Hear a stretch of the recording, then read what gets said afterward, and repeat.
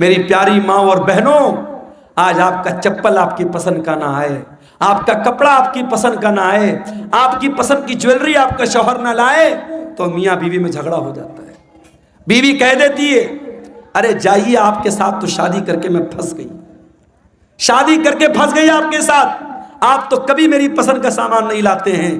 آج شوہر اپنا دل اور کلیجہ نکال کے رکھ دے تب بھی بیوی خوش نہیں ہونے والی ہے۔ وہ ایک لطیفہ ہے نا کہ ایک مولوی صاحب تھے، بہت اچھی تقریر کرتے تھے، بہت پبلک ان کی بڑی عزت کرتی تھی، بڑا لوگ احترام کرتے تھے، اور گھر میں جو ان کی گھر والی تھی وہ ان کی عزت ہی نہیں کرتی تھی، ان کو مانتی ہی نہیں تھی۔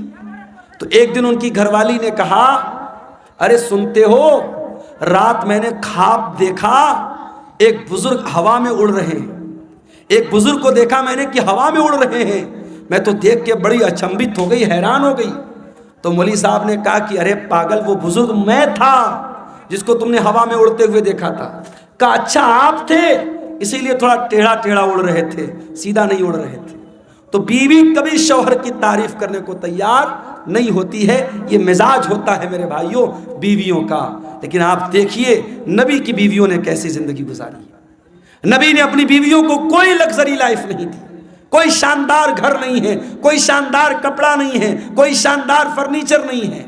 نبی کی حیات کا آخری دن ہے اور نبی کے گھر میں جو چراغ جل رہا ہے، چراغ کی بتی کا تیل بھی ادھار مانگ کے لایا گیا ہے۔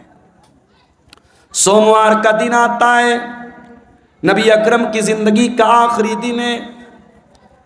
اللہ کے پیارے نبی فجر کی نماز کا ٹائم ہوتا ہے، بستر سے اٹھتے ہیں، اپنے کمرے کے دروازے پر آتے ہیں، پردہ ہٹاتے ہیں، سامنے صحابہ کرام نماز پڑھ رہے ہیں، ابو بکر صدیق نماز پڑھا رہے ہیں اور صحابہ کرام نماز پڑھ رہے ہیں۔ یہ منظر دیکھ کر کے اللہ کے نبی بہت خوش ہوتے ہیں اور آپ کے چہرے پر مسکراہٹ آ جاتی ہے۔ آپ جب مسکرانے لگتے ہیں تو صحابہ کرام نماز کی حالت میں اپنے نبی کی مسکراہٹ کو محسوس کر لیتے ہیں۔ صحابہ کرام سمجھ جاتے ہیں کہ اللہ کے نبی اپنے کمرے کے دروازے پر آئے ہیں۔ صحابہ کرام تالی بجانے لگتے ہیں، لقمہ دینے لگتے ہیں حضرت ابو بکر صدیق کو کہ جلدی سے پیچھے چلے آؤ، اللہ کے نبی آ چکے ہیں۔ لیکن جب اللہ کے نبی نے محسوس کیا کہ صحابہ کرام چاہتے کہ میں امامت کراؤں تو آپ نے اشارہ کیا کہ نماز پوری کرو، اور اس کے بعد آپ نے پردہ گرا دیا۔ یہ آخری نظر تھی، صحابہ کہتے ہیں آخری دیدار تھا جو ہم نے اپنے نبی کا کیا تھا۔ فجر کا ٹائم ختم ہوا، چاشت کا ٹائم شروع ہوا، سورج آسمان کی طرف بلند ہونے لگا۔ جیسے جیسے سورج بلند ہو رہا ہے، چاشت کا ٹائم ہو رہا ہے، محمد رسول اللہ کی تکلیف بڑھ رہی ہے میرے بھائی۔ آپ نے اپنی بیٹی حضرت فاطمہ کو بلوایا۔ حضرت فاطمہ نے آ کر کے اپنے باپ کو تکلیف میں دیکھا، فرمایا واہ کربا ابتا، ہائے میرے ابا جان کی تکلیف۔ آپ نے فرمایا لیسا علی ابی کی کربن بعد اليوم، اے میری بیٹی فاطمہ آج کے بعد تیرے باپ کے اوپر کوئی تکلیف آنے والی نہیں ہے، آج تیرے باپ کی زندگی کا آخری دن ہے۔ احساس ہو گیا تھا کہ آج آخری دن ہے۔ پھر آپ نے حضرت فاطمہ کے کان میں کہا اے فاطمہ میں بہت جلد دنیا سے جانے والا ہوں، میں چھوڑ کر کے تم کو دنیا سے جانے والا ہوں، تیرا باپ تجھ سے جدا ہونے والا ہے۔ یہ سن کر کے حضرت فاطمہ کی آنکھوں سے آنسو آ گئے۔ پھر آپ نے ان کے کان میں فرمایا اے فاطمہ میرے اہل بیت میں، میرے گھر والوں میں سب سے پہلے تم مجھ سے ملو گی، تمہارا انتقال سب سے پہلے ہوگا، اور اے فاطمہ تم تمام جنتی عورتوں کی سردار بنو گی۔ جب حضرت فاطمہ نے یہ سنا ان کے چہرے پر مسکراہٹ آ گئی۔ آپ نے حسن و حسین کو بلایا، ان کی پیشانی کو چوما اور لوگوں سے کہا کہ میرے یہ نواسے ہیں، ان کا خیال کرنا، ان کے حقوق کا خیال کرنا، ان کے ساتھ کوئی ظلم نہ ہونے پائے۔ پھر آپ نے اپنی بیویوں کو بلوایا، تمام بیویاں اکٹھا ہو گئیں، آپ نے ان کو واضح و نصیحت کی، ان کو سمجھایا، ان کو اچھی اچھی باتیں بتائیں۔ اس کے بعد آپ نے یہ بھی فرمایا، دو چیزوں کی آپ نے وصیت کی۔ اس بے چینی کی عالم میں جب آپ کی زبان سے الفاظ بھی صحیح طریقے سے نہیں نکل لیتے، آپ نے فرمایا الصلاۃ الصلاۃ وما ملکت ایمانکم، او لوگو نماز کی پابندی کرتے رہنا، نماز کا خیال کرتے رہنا، اور اپنے غلاموں کا، اپنے نوکروں کا، اپنے ماتحتوں کا خیال کرنا۔ نماز کی پابندی کرنا اور اپنے انڈر میں کام کرنے والے اپنے نوکروں، اپنے خادموں کا خاص خیال رکھنا۔ حضرت عبد الرحمن ابن ابو بکر مسواک لے کر کے آئے، نبی کی نظر مسواک پر پڑ گئی، آپ نے حضرت عائشہ کو اشارہ کیا کہ میں بھی مسواک کرنا چاہتا ہوں۔ حضرت عائشہ نے اپنے بھائی سے مسواک لی اور مسواک کو اپنے دانتوں سے نرم کیا اور وہ مسواک اللہ کے نبی کو دے دی۔ اللہ کے پیارے نبی نے اپنی وفات سے کچھ دیر پہلے مسواک کیا۔ علماء کہتے ہیں اگر کسی کو اندازہ ہو جائے کہ میرا انتقال ہونے والا ہے، میری موت ہونے والی ہے، آخری ٹائم میں مسواک کرنا بھی اللہ کے نبی کی سنت ہے۔ اس کے بعد آپ نے وہیں پر ایک پیالے میں پانی رکھا ہوا تھا، آپ کو اپنے اوپر موت کی سختیاں محسوس ہوئیں۔ کیا بات ہے، کیوں اٹھ رہے ہیں آپ؟ بارش ہو رہی ہے؟ خصوصی چندہ کے لیے میرے بھائیوں، علاقہ اتنا پچھڑا ہوا ہے، مجھے یاد ہے جب قاری صاحب نے مجھ کو بلایا تھا اور میں جہاں ٹھہرا ہوا تھا، رات بھر مچھروں نے میرا جینا حرام کر دیا تھا، کیڑوں نے، مچھروں نے۔ مجھے گھسیا گھاٹ کا علاقہ کبھی بھولتا نہیں ہے، اور تبھی میں نے کہا تھا کہ اتنا پچھڑا علاقہ بہت کم دیکھنے کو ملتا۔ اب تو ماشاءاللہ راستے واسطے بھی بن گئے، کچھ ترقی ہوئی ہے۔ اس علاقے میں یہ قاری عبدالباسط صاحب نے یہ ادارہ کھولا ہے، اور آپ جانتے ہیں یہ جلسہ ادارے کے چندے کے لیے جلسہ ہو رہا ہے۔ یہ بار بار بتانے کی ضرورت نہیں ہے، میں بنگالی علماء کی طرح چندہ کرنے والا مقرر نہیں ہوں، لیکن میں آپ سے گزارش کرتا ہوں یہ جلسے والوں کی محنت پر پانی مت پھیریے۔ بارش ہو رہی ہے، ہلکی پھلکی بارش ہو رہی ہے، اگر ہو بھی رہی تھوڑا بہت بھیگ بھی گئے تو مسئلہ نہیں ہے، لیکن آپ اس ادارے کے اوپر پیسوں کی بارش ضرور کر کے جائیے گا، اور جو بھی چندہ 100 200 1000 لاکھ 2 لاکھ جو بھی آپ دے کے جا سکتے ہیں، ادارے کا تعاون کر کے جائیے گا۔ خصوصی طور پر یہ میری آپ سے گزارش ہے، ادارہ آپ کے تعاون کا محتاج ہے، علاقہ آپ دیکھ رہے ہیں، ادارے کی ضرورت آپ دیکھ رہے ہیں۔ میں رسول کی وفات کا واقعہ بیان کر رہا ہوں، تھوڑی دیر اور آپ کے صبر کا امتحان لیتا ہوں، پھر میں آپ سے اجازت لے لوں گا۔ اللہ کے نبی کا آخری ٹائم ہے میرے بھائی، اور موت کی شدت آپ محسوس کر رہے ہیں۔ آپ نے موت کی اس شدت میں اپنے چہرے پر پانی ڈالا اور آپ نے کہا اللہم انی علی سکرات الموت، اے اللہ میری مدد کر، موت کی سختیوں پر میری مدد کر۔ حضرت عائشہ کہتی ہیں کہ نبی کے اوپر جب میں نے موت کی سختی کو دیکھ لیا، اس وقت تک میں موت کی سختی کو برا سمجھتی تھی، مگر جب اپنے نبی کے اوپر میں نے موت کی سختی کو دیکھا تو میں سمجھ گئی کہ موت کی سختی برحق ہے، اور موت کی سختی کسی کے اوپر بھی آ سکتی ہے۔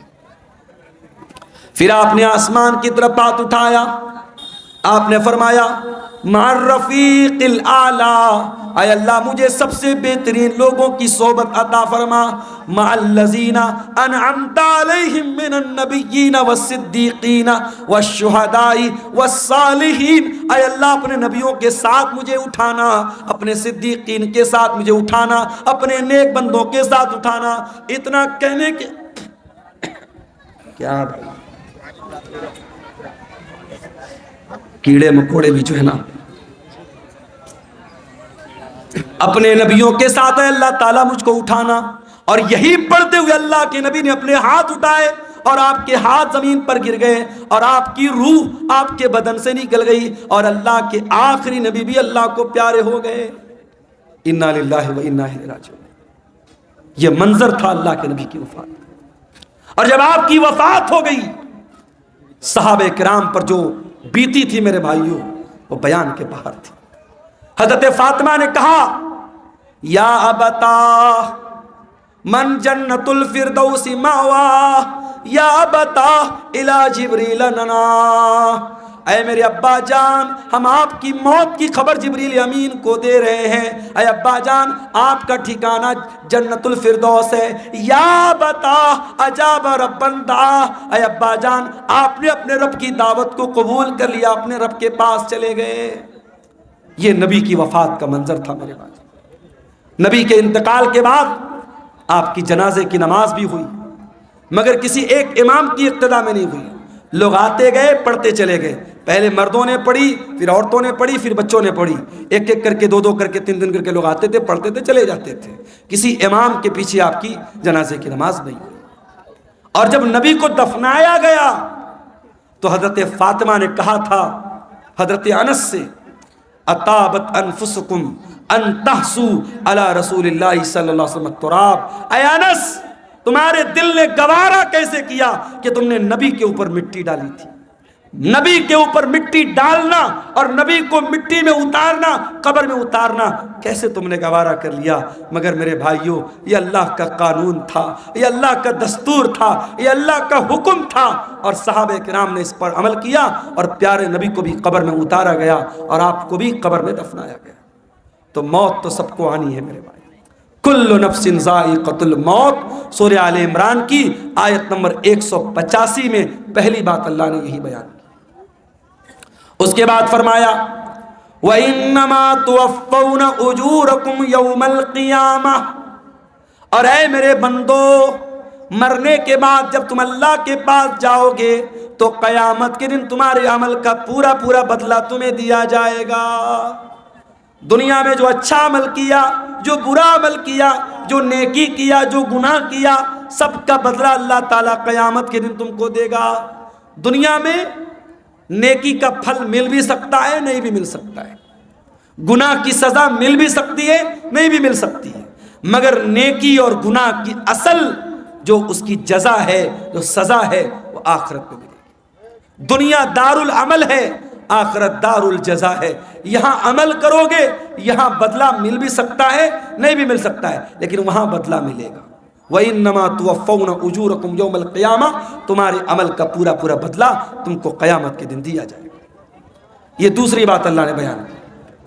اور تیسری بات فَمَنْ زُحْزِحَ عَنِ النَّارِ وَأُدْخِلَ الْجَنَّةَ، جس کو قیامت کے دن اللہ تعالی جہنم کی آگ سے بچا لے گا اور جنت میں داخل کر لے گا، وہی کامیاب ہونے والا ہے.